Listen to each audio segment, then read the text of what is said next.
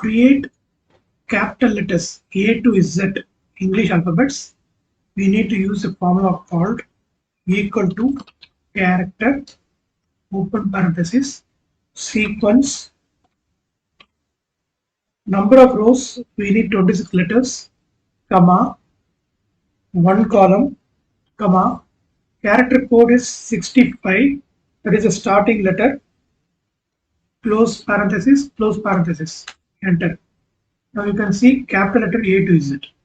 Same way for small letters, equal to character open parenthesis sequence open parenthesis number of rows 26 comma one column comma character code for small letter is 97, that is the starting code, close parenthesis.